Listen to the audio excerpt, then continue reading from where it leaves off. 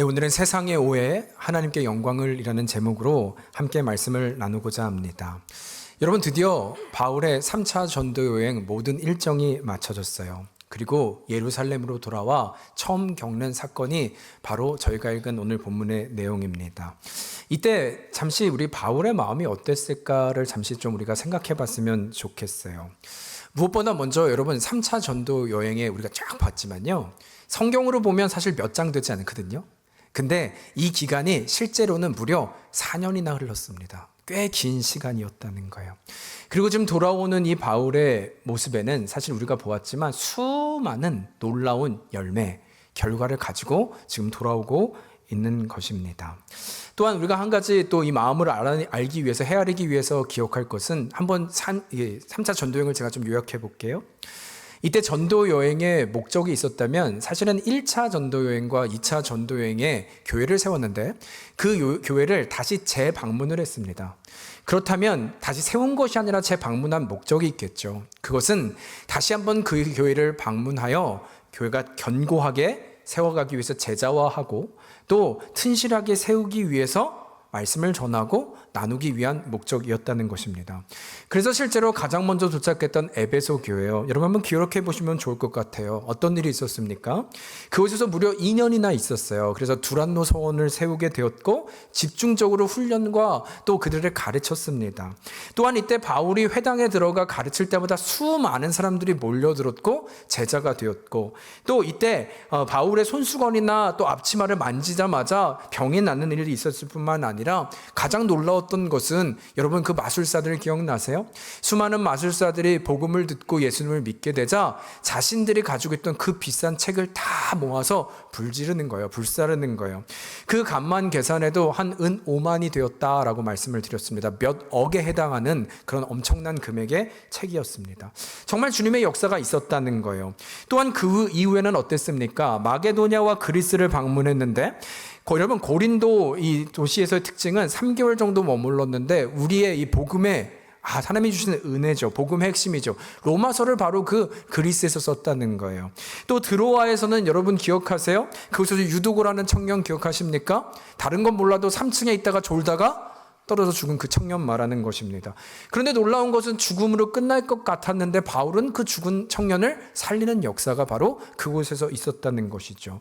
그리고 마지막은 또 어디로 갔어요? 예루살렘으로 가는 길에 바로 에베소로 가지 않고 이제는 밀레노라는 장소에서 에베소 장로들을 초청합니다. 이제는 마지막으로 만날 것 같아서 그들에게 설교를 하고 말씀을 나누게 되죠. 사람들이, 이 장로들이 만남 마지막이라는 생각에 뜨거운 눈물을 흘리게 되고 헤어지게 되고, 또 지난 시간에도 보았지만 마지막으로 두로와 가이사라를 지났는데 그때도 많은 성도들이 정말로 바울을 아꼈어요. 그래서 하나님이 주시는 마음 앞에 예루살렘으로 돌아가지 마라. 가면 무서운 일이 기다리고 있을 것이고 절대로 그 환난 가운데 보내줄 수 없다. 바울을 만류했었던 거죠. 그러나 바울이 그럼에도 불구하고 어떤 결정을 내렸어요? 성령님의 부르심과 또 감동으로 인해 멈춰서지 않고 출발하게 된 것. 그래서 지금 그 마음을 가지고 바로 예루살렘까지 온 것입니다. 여러분은 이 마음을 종합해서 한번 여러분 스스로 바울의 마음이 어땠을까 한번 상상해 보세요. 어떤 마음으로 지금 이곳에 들어오게 된 것일까요? 여러분, 저는 좀 그런 의미로 이 정황, 말씀드린 정황을 살펴보았을 때 잠시 상상을 해보았는데요. 사실 우리가 아는 것처럼 바울이 처음 전도여행을 떠났을 때 마음부터 좀 생각을 해보니까 처음은 아주 단순했을 것 같은 거예요. 그에게 복음을 전하는 것 외에 다른 생각이 있었을까요? 다른 것을 계획했을까요? 그러니까 내가 복음을 전하면 많은 사람들이 모일 거라든지 놀라운 역사가 보일 것이라든지 이런 예상이나 기대요. 아니면 계획이요. 그에게는 그런 것이 전혀 없었다는 것이죠. 어쩌면 그에게는 그저 사람들이 주님께 돌아오는 것을 보고 싶었고, 어둠에 갇힌 자들이 자유해지는 것, 아니면 나 같은 바리새인들, 주님을 부인하는 이들이 전적인 은혜로 말미암아 주께 돌아오는 것, 아주 순수한 동기로 그것만을 바라고 이 하나님과의 관계 회복이 전부였을 것인 이 마음, 그것이 아마 초기의 그 마음. 마치 여러분 우리도 단기 선교 가면 그래서 순수하면 순수할수록 더 원색적으로 복음을 외치고 전하잖아요. 이것이 바로 바울의 모습이었다는 것이죠. 그냥 그게 전부인 거예요. 어떤 걸 기대하지 않았다는 거예요. 그런데 이 과정 가운데 이제는 예상하지 못한 놀라운 일들을 보게 되었다는 것이죠. 말씀드린 것처럼 회개할 것 같지 않은 이들이 회개하기 시작하고, 마술책을 태워버리기 시작하고, 병든 자들이 고침을 받을 뿐만 아니라 가르칠 때마다 사람들이 완전 구름대처럼 몰려들고 있는 것입니다. 특별히 만일 이런 것이 에베소 2년 동안 있었으니까, 2년 오래 있었으니까 에베소에서만 있었던 일이라고 한다면 이해가 될 것 같은데, 말씀드린 대로 아니요, 드로아에서도 밤새 설교를 들으려고 사람들이 모였고, 심지어 유두고가 설교를 듣다가 죽을 정도로 모든 사람이 한 명도 자리를 떠나지 않고 있었다는 거예요. 아마 제가 밤새고 여러분 설교하면 아마 짜증내시고 여러분 가실걸요. 여러분, 부흥의 장면이지 않습니까? 말씀을 밤새고 사람이 떨어져 죽을 정도로 다 모였는 그 상황, 정말 부흥을 경험했다는 것이죠. 아니면 그뿐 아니라 이제는 예루살렘에 가려고 하는데 말씀드린 것처럼 에베소 장로들이 이곳까지 오는 거예요. 가는 곳곳마다 진심으로 가면 큰일 난다, 가지 말아라, 정말 눈물로 나를 붙잡고 흘리며 위로해주는 동역자들이 간 곳곳마다 있었던 것입니다. 여러분, 한번 생각을 해보면 헤어짐은 너무나 아쉽지만 이런 모든 상황이요, 마음은 너무나 따뜻하지 않았을까요? 내가 예상하지 못했지만 하나님의 역사도 있는 거예요. 내가 한 것이 아니라 하나님이 하신 것이니까 이것은 정말 우리가 기대할 수 있는 것이죠. 또한 비록 고난 중에도 하나님은 곳곳마다 혼자가 아니라 동역자를 준비해 주셨어요. 여러분, 마음만큼은 너무나 행복하지 않았을까요? 든든할 수 있는 것이죠.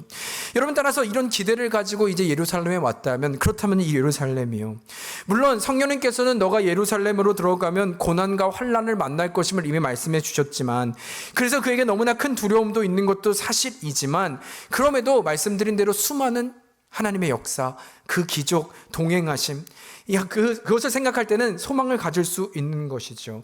아니면 특별히 다른 것은 몰라도 말씀드린 대로 동역자요, 낯선 곳에 갈지라도 곳곳마다 하나님의 동역자들을 예비해 주셨다고 믿는다면, 이제 이 예루살렘 교회, 내 고향으로 들어왔을 때 이 상황은 어떤 기대를 가질까요? 여러분, 이것은 너무나 당연한 것입니다.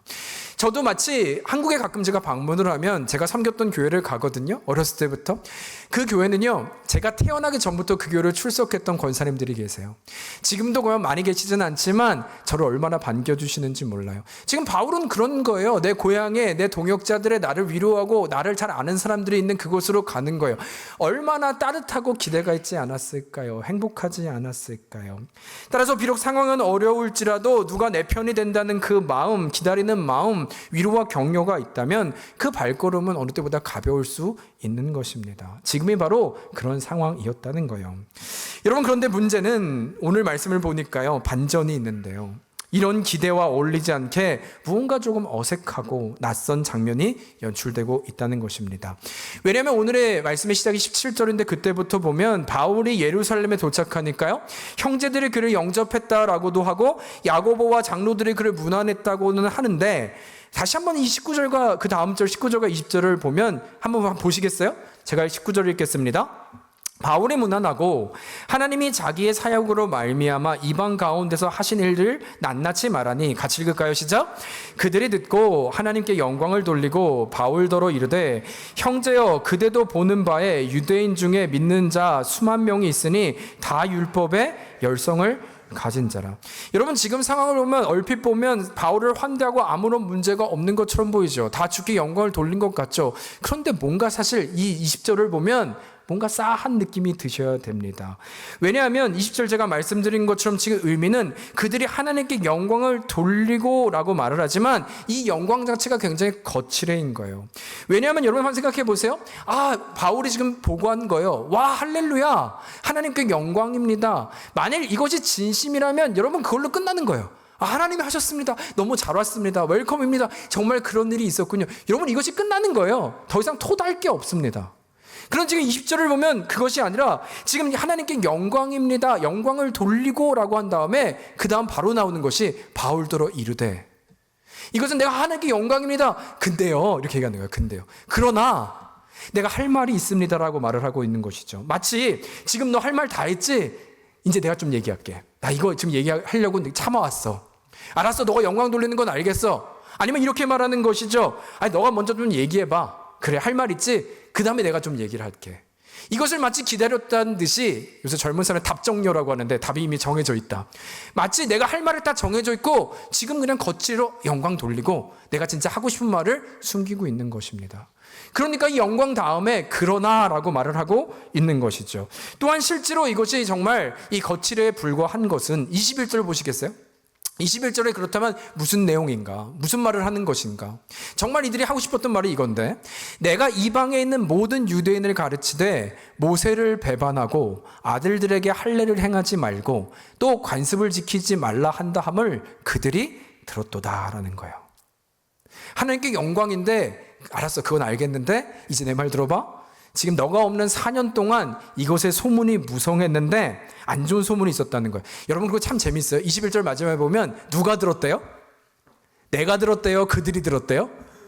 여러분 안 좋은 소문은 내 생각이 아니라 누군가 그러는데 그러는 거죠. 우리도 그러잖아요. 내가 한 게 아니라 누군가 너에 대해서 그러던데, 지금 그 상황인 거예요. 네, 안 찔리시나 봐요. 우리 얘기인데 지금 그 얘기를 하고 있는 거예요. 마찬가지로 누군가 들었다고 말을 하는데 내용을 보니까 너가 유대인들을 가르칠 때 모세를 배반하고 할례도 행하지 말고 관습도 지키지 말라고 했다라는 거예요. 여러분 이게 지금 무슨 환대고 영광입니까? 전혀 어울리지 않는 상황이죠. 오히려 블레임하고 있는 거잖아요. 게다가 여기서도 지금 이 말이 왜곡된 것은요, 사실 바울이 이 말을 하기는 했어요. 그런데 이 말을 한 것은 대상이 다릅니다. 다시 말하면 유대인들에게 한 것이 아니라 정확히는 이방인들에게 했거든요. 제가 좀 설명을 드리면 이런 거예요. 바울 사도가 복음을 4년 동안 전하면서 다니는데 이방인들, 헬라인들을 만났다고, 유대인들이 아닌데. 근데 그들이 어떤 이해가 있었냐면, 아니 유대인들이 말하기를 우리가 구원을 받으려면 할례를 받아야 된다는데요? 율법을 지켜야 된다는데요?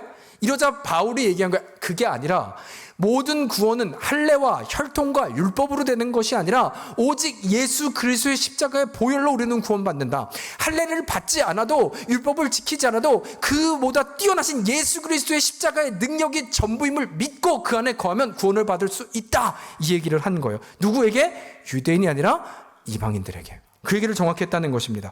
정말 복음이 무엇인지를 깨닫게 하기 위해 목적이었다는 것이죠. 오히려 그래서 여러분 유대인들에게는 어떻게 했느냐? 전도행에서 기억나세요? 우리가 보았듯이 유대인들에게 전도하기 위해서 이제는 디모데를 초청하는데, 같이 가는데 디모데가 할례를 받지 않았어요. 이때 바울은 할례를 안 받아도 됩니다. 본인도 알고 있어요. 그러나 유대인들에게 혹시 이 할례가 걸림돌이 되어 복음이 전해지지 않을까 봐 굳이 디모데에게 할례를 받게 하고 같이 동행한 일이 있었죠. 오히려 반대 상황이라는 거예요. 여러분, 따라서 지금의 결론은 이렇게 볼 수 있는 겁니다. 이것은 사실과 관계없는 것이고 단지 누군가 바울을 모함하기 위해서 만든 일이고 왜곡된 것이고 그를 끌어내릴 명분을 찾고 있는 누군가가 있었다는 것이죠. 결코 바른 방법이 아님을 우리는 기억해야 된다는 것입니다. 여러분, 그런데요, 이런 정황을 여러분이 이해하신다면 이제 제가 좀 나누고 싶은 건, 여러분 사실 그 누군가는 그럴 수 있어요. 나를 잘 모르는 사람들은 나를 모함할 수도 있고 빈정거릴 수도 있고 없는 말을 할 수도 있지 않습니까? 그들은 그럴 수 있다는 거예요. 그런데 지금 이 말을 누가 하고 있다고요? 누구보다도 하나님께 영광을 돌리고 우린 동역자입니다, 형제입니다, 17절에 형제라고 얘기하거든요. 형제입니다 얘기했던, 또 바울에 대해서 누구보다 인정하고 잘 안다고 하는 이들, 바로 예루살렘 리더들이 하고 있다고요. 그들이 하는 말이라고요.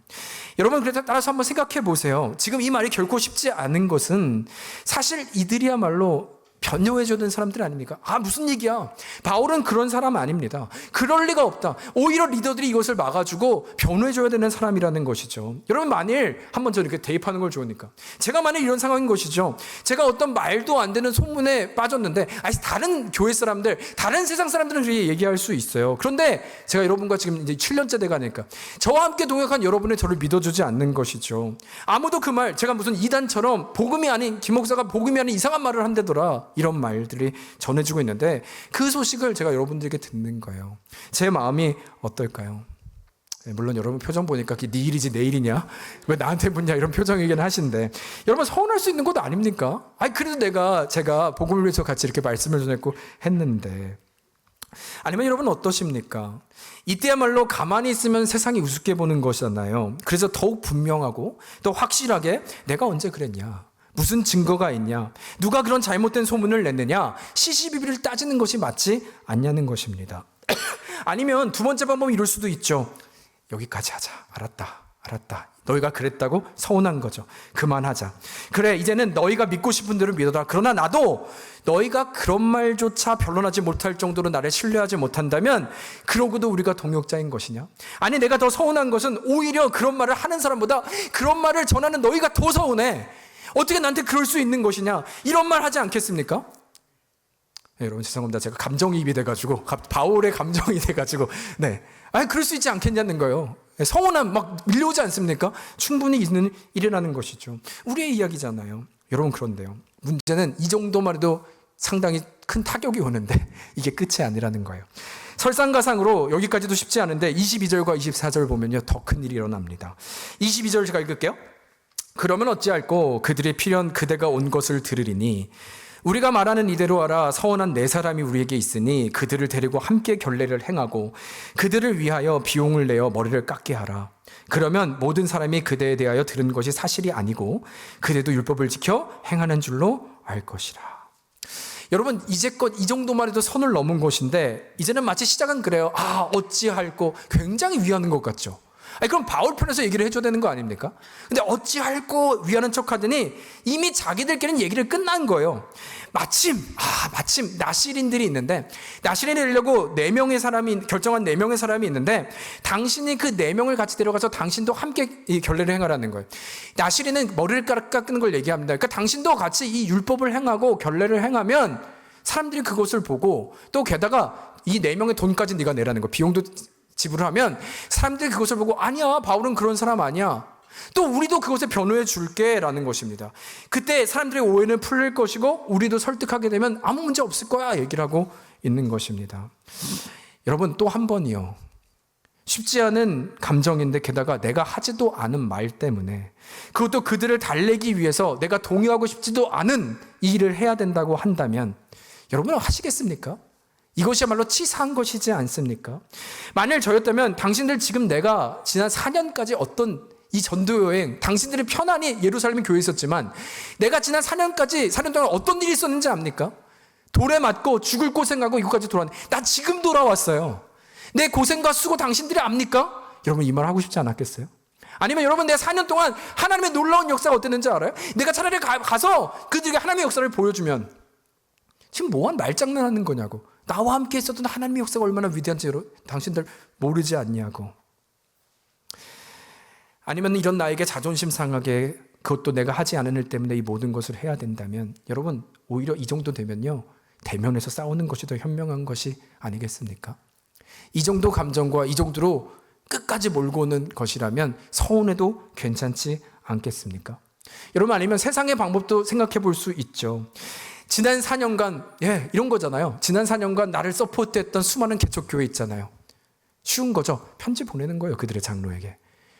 내가 지난 4년 동안 잘못된 복음을 가르쳤다고 얘기하는데 나 지금 오해받고 있습니다.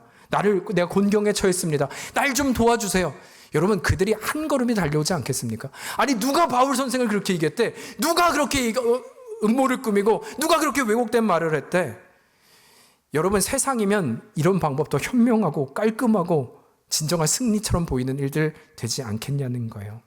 게다가 여러분 제가 오늘 본문에는 없지만 로마서에 보면 지금 이 상황을 설명하는데 바울이 조금 더 억울하게 제가 좀 설득해드리면 바울이 지금 예루살렘 온 이유 중에 가장 큰 이유는 뭐냐면요, 각 본인이 개척했던 교회들마다 헌금을 걷어왔어요. 예루살렘 교회 도와주려고.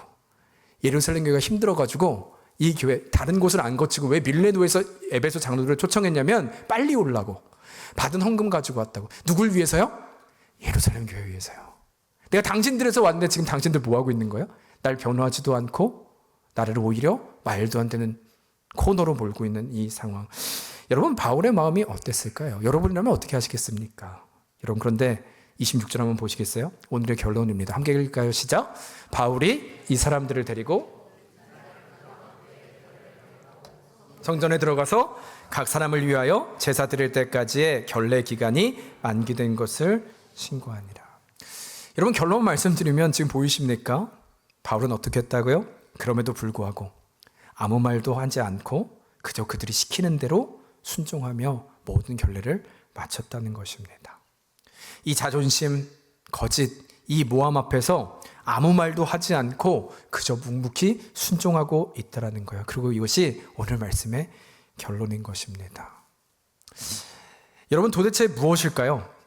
이게 오늘 질문입니다. 도대체 무엇일까요? 바울은 무엇 때문에 이토록 아무 말도 없이 그저 바보처럼 순종하고 있는 것일까요? 아니, 도대체 그의 마음에 무슨 생각이 있는 것이고 무엇이 있기에 이것이 가능했던 것일까요? 한번 이 바울의 중심을 오늘 한번 생각하면서 여러분 말씀을 들으셨으면 좋겠어요. 사실 제가 이 말씀을 묵상하는데 저에게 떠오르는 한 사람이 있습니다. 그 사람은 바로 세례 요한이었어요. 왜냐하면 이 세례 요한도 주님이 오시기 전에 세상을 향해 회개하라 라고 선포를 했잖아요. 근데 그 목적과 중심이요, 그도 바울처럼 어떤 예상하거나 기대하는 게 없었어요. 순수한 동기였습니다. 단지 광야에서 하나님의 백성들이 다시 회개하여 돌아오기를 바랬던 그것 하나밖에 없습니다. 그래서 목적건 회개하라를 외쳤던 사람이었던 것이죠. 그런데 그에게도 이제는 예상하지 못한 일들이 일어나는 거예요. 사람들이 몰려오는 겁니다. 구름대처럼 몰려들고 아침과 저녁 쉴 시간도 없을 만큼 사람들이 줄을 서기 시작했고, 이것이야말로 세상이 말하는 부흥의 한 장면처럼 보이는 것이죠. 또한 바울처럼 사람들의 환호가 끊이지 않았는데 이 세례 요한이야말로 진정한 선지자라는 말들이 사방에서 들려오기 시작하는 거예요.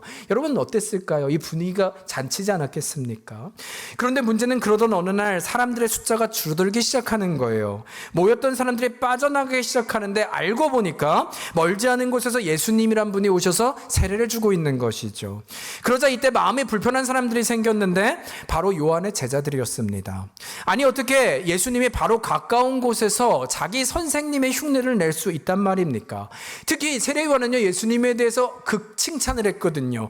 예수님에 대해서 그렇게 칭찬하고 띄워줬으면 겸손하게 자제하거나 배려하는 게 맞는 것이지, 이것이야말로 여러분 마치 이것은요 교회 앞에 바로 교회를 개척한 거나 동일한 거예요. 이것은 상도덕에 어긋나는 것이지 않습니까?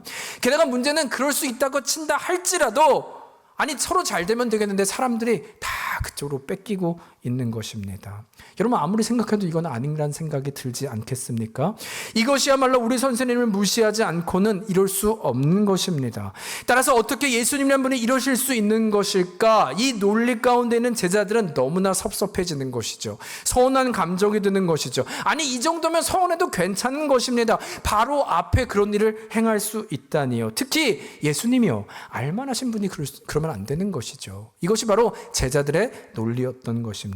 여러분, 그런데 그때 우리에게 유명한 말씀이 있죠. 세례 요한이 그들을 향해 대답을 하는데, 한번 오늘의 고백이거든요. 같이 읽을까요? 시작. 그는 흥하여야 하겠고 쇠하여야 하리라 하니라. 내가 아니라 하나님의 영광을 받으셔야 된다. 예수님의 영광을 받으셔야 된다. 이것이 바로 세례 요한의 고백이었습니다. 여러분, 다시 말하면 모든 요한의 제자들은요, 자신들의 감정을 묵상했어요. 내가 지금 하나님의 사역을 하지만 내 감정을 묵상했다는 거예요. 그러나 세례 요한은 내가 아니라 주의 영광, 내가 하는 목적, 자신의 업적과 인정이 아니라 따라서 주의 영광이 그의 부르심임을 놓치지 않았다는 것입니다. 여러분, 그래서 실제로 세례 요한의 고백을 기억하십니까? 나는 그의 신발끈을 풀기도 감당하지 못하느라. 시작도 주의 영광이고 이루고 완성도 주의 영광 때문임을 그는 고백하고 있었다는 것입니다. 여러분, 저는 그런 의미에서 지금 바울도요 동일하게 보고 있는 거예요. 이 서운함, 이 섭섭함 앞에 어떻게 이렇게 아무 말도 없이 순순히 자신의 자존심과 억울함 앞에서도 묵묵하게 그 길을 갈 수 있다는 것인가? 그 이유는 단 한 가지, 내 감정과 내 상처와 내 아픔을 묵상하는 것이 아니라 내가 이 길을 가고 있는 이유, 주의 영광이 전부가 되었기 때문에 가능했다는 것입니다. 내 서운함이 아니라 주의 나라가 주의 영광의 전부가 될 때 이 모든 것들은 이루어질 수 있다는 거예요. 여러분들께서 정말로 생각해 보세요. 만일 이 바울이요, 정말 자신의 감정과 상처를 묵상했다면 어땠을까요? 그 상처에 반응했다면 이 교회는 어떻게 됐을까요? 여러분, 아마 사도행전의 뒷부분이 완전히 다른 페이지로 바뀌었을 거예요. 교회는 깨졌다, 무너졌다. 정말 바울이 이 장로들에게 편지를 보내고 사람들을 동원해서 이 교회를 불러온 순간 이 교회는 더 이상 예루살렘 교회는 존재하지 않을 수도 있는 것입니다. 여러분, 우리가 바울을 기억할 때 바울은 원래 말을 못하는 사람 아닌가요? 아니요. 여러분 기억하세요? 전도여행에서 마가 요한이라는 사람 때문에 바나바와 대판 싸웠던 사람이 바울입니다. 하나님의 복음을 전하는 데 있어서 여지를 두지 않고 앞으로 적극적으로 전진했던 사람이 말로 할 말 다 하는 사람이 바울이었습니다. 그런데 그랬던 바울이 이제는 세월이 흘러 성장한 거죠. 주님의 인격적으로 주님을 알기 시작하고 주의 영광이 무엇인지를 분별하기 시작하고 이 고백으로 말미암아 교회가 깨진다면 여러분, 이것은 누가 즐거운 것이냐? 사탄이 즐거운 거잖아요. 사단의 계략이잖아요. 그것을 정확히 알기에 그 속임과 전쟁에서 승리할 수 있었던 이유, 그 근거, 주의 영광이라고 하는 확실한 정체성이 그에게 있었기에 이 모든 것이 가능했다라는 것입니다. 여러분, 그런 의미에서 우리가 다시 한번 기억해야 됐으면 좋겠는 것은요, 지금 이 세례 요한의 고백이요, 그는 흥하여야 하겠고 나는 쇠하여야 하리라. 이 고백을 우리가 좀 같이 기억했으면 좋겠어요. 왜냐하면 여러분, 언제부터인지 이 고백이 우리에게는 굉장히 어색한 고백이 되었기 때문입니다. 여러분, 말씀 볼 때 아니라고 생각하지만 한번 들어보셨으면 좋겠어요. 왜냐하면 우리가 가지고 있는 논리가 이제는 이 고백이 아니라 어느 순간부터 우리는 주를 위해 열심히 하고 바르게 하면 하나님이 형통케 할 것이라고 하는 이 논리를 가지고 있기 때문인 것입니다. 마치 수많은 목사들, 저를 포함한 목사들도 이렇게 생각할 수 있죠. 제가 설교를 열심히 많은 시간을 들여서 준비하고 설교를 잘하면 교회는 부흥할 거라고 믿지 않습니까? 아니면 또 내가 사역을 열심히 하면 내 이름도 기억될 것이다. 여러분, 이 논리에 있는 거예요. 그래서 이런 논리는 이렇게 정의할 수 있죠. 예수님의 흥함은 곧 나의 흥함이 된다. 이것이 우리가 가진 논리이지 않냐는 거예요. 그래서 그는 흥하여야 하겠고 그러면 나도 흥하여질 것이다. 내가 열심히 하고 내가 설교를 잘하고 내가 사역을 잘하면 교회는 부흥하게 될 것이다. 그도 흥하여야겠고 나도 그러면 흥하게 될 것이다. 어느 순간 우리는 이 논리를 가지고 오늘 교회에 신앙생활을 하고 있는 모습이 있다는 것입니다. 여러분, 아니라고요. 그럼 한번 생각해 보세요. 내 마음의 섭섭함을 한번 생각해 보세요. 이것이 정말 맞는지, 내가 주님은 흥하여야겠고 내가 쇠하는 것이 맞는 내 신앙의 고백인지 우리가 물어볼 때 실제로 여러분 부작용을 보십시오. 주님을 위해 내가 열심히 할지라도 만일 때때로 내 이름이 보이지 않고 나도 흥하지 않으면 오히려 내가 쇠해지면 답답하고 불편한 마음이 있지 않냐는 것입니다. 아니면 내가 열심히 무언가를 했는데 누군가 알아주지 않고 그 결과가 따라오지 않으면 우리는 너무나 화가 나는 인생들이지 않냐는 것입니다. 그것이 현실이지 않냐는 거예요. 그래서 더는 그는 흥하여야겠고 나는 쇠하여야 하리라, 이 말 자체가 불편한 인생이 되어 있지는 않은가, 이 질문을 우리가 해야 한다는 것입니다. 여러분, 그러나 다시요, 우리가 이 말씀을 기억하면서 다시요, 한번 다시 기억하고 깨달읍시다. 우리가 기억해야 될 우리의 자리는 여러분, 그분은 흥하여야 하는 것이고 우리는 쇠하여야 하는 것이 맞는 줄 믿습니다.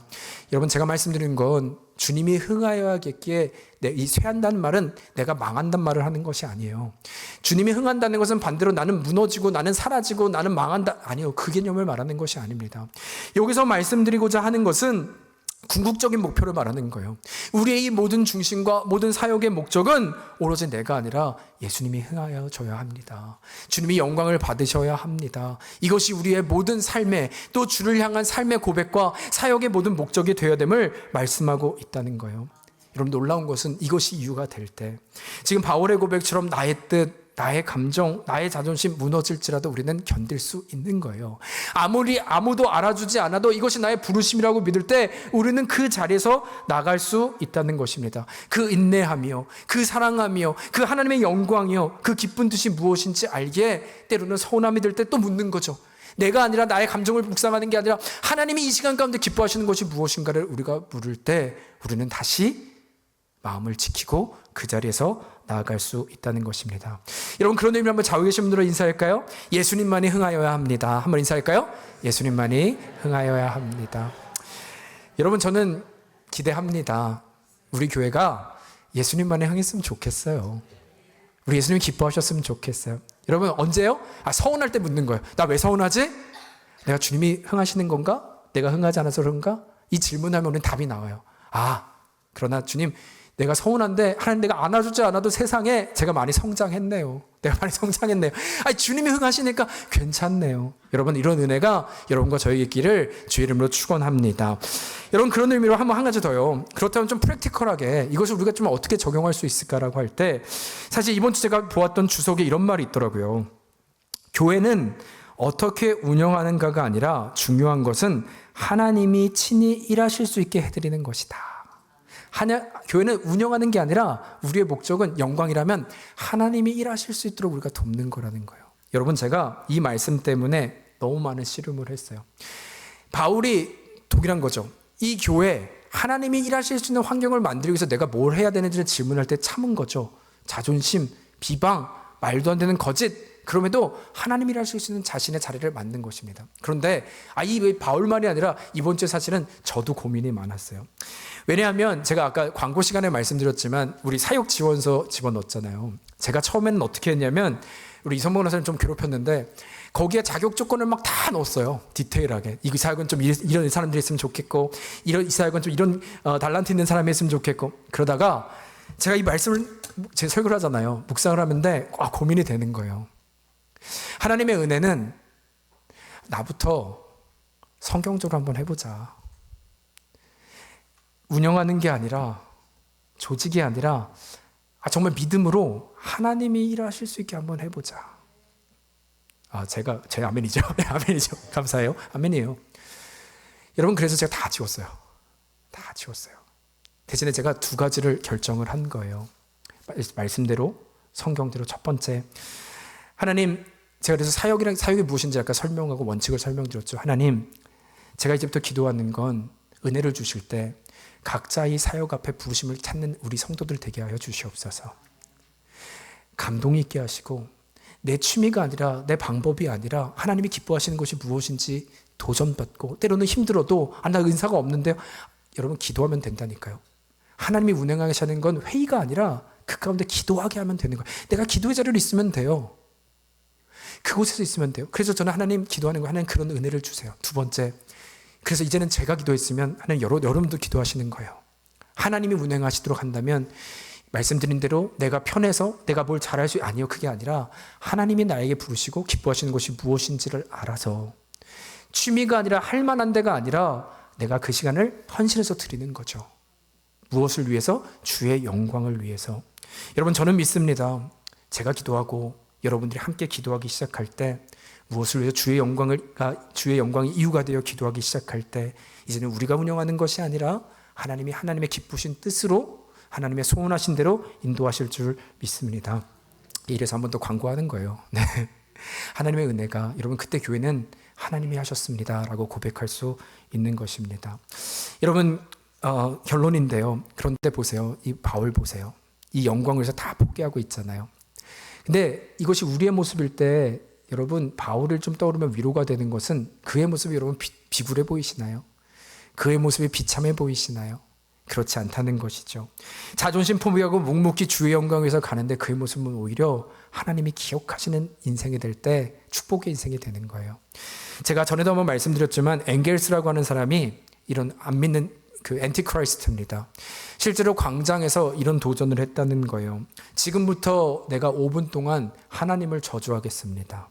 그리고 이때 나에게 아무 일도 일어나지 않는다면 이것으로 말미암아 하나님은 존재하지 않음을 내가 증명하는 것입니다. 그리고 나는 이제부터 5분간 하나님을 저주하겠습니다. 그리고 실제로 5분간 하나님을 저주하기 시작합니다. 여러분, 어떤 일이 일어났을까요? 우리가 생각했던 것처럼 아무 일도 일어나지 않았습니다. 의기양양했어요. 거발하고, 신은 없다, 신은 죽었다, 하나님은 계시지 않는다. 그런데 그 모습을 보고 있던 한 노인이 그에게 다가옵니다. 그러면서 이런 말을 하는 거예요. 당신은 지금 하나님이 존재하지 않으심을 증명한 것이 아니라 당신이 하나님과 아무런 관계가 없음을 증명한 것입니다. 나는 한평생 살면서 절망할 때나 슬플 때나 기쁠 때마다 하나님의 손길을 느끼지 않을 때가 한 번도 없었습니다. 그러나 당신은 지금 하나님께서 당신을 가만히 내버려둔 인생임을 증명한 것입니다. 여러분, 왜 바울의 인생이 비굴해 보이지 않을까요? 왜 그의 인생이 참으로 충만해 보일까요? 저는 바로 이 이유라고 믿습니다. 눈에 보이지 않아도, 자존심은 상해도, 아무도 인정해주지 않아도 하나님의 위로가, 이 절망에서도 하나님의 손길이, 내가 기쁠 때나 슬플 때나 때를 따라도 없는 은혜의 흔적을 하나님이 보여주셨고 지금도 나와 함께 하시는 하나님이 고백되고 있기에 그는 그 누구보다 복된 자리에 나아갈 수 있었다는 것입니다. 이런 말씀을 마쳐요. 누군가 저에게 참된 능력이 무엇인가 묻는다면 저는 이것이 아닐까 합니다. 바로 우리 주님이 나를 아는 인생이에요. 바로 주님이 나를 기억하는 인생입니다. 바로 우리 주님이 나와 함께 하심을 내가 기억하고 고백하는 인생인 것입니다. 이것이 믿어지기 시작할 때 혼자가 아니라 이 전능하신 하나님과 오늘을 살아갈 수 있기 때문인 것이죠. 여러분, 이것이 믿어지면 바울의 또 세례 요한의 고백처럼 주는 흥하여야겠고 나는 쇠해져도 괜찮은 거예요.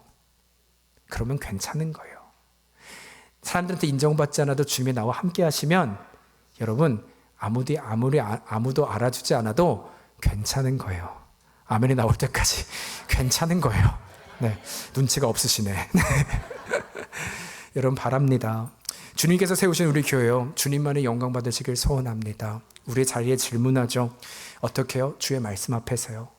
일하시는 주의 진리 앞에서요. 그분을 경외하고 그분이 나를 떠나시지 않고 인도하심을 믿을 때, 이것이 전부인 우리가 될 때 우리는 소원하고 구하고 또 한 걸음 나아갑니다. 바라기는 우리 모두가 그 부르신 자리에서 주님을 기억하고 일어나 하나님의 영광의 자리에 나아가는 이번 한 주 되시기를 주의 이름으로 축복합니다. 아멘. 이 시간 그런 마음으로 함께 찬양할까요? 여러분, 우리는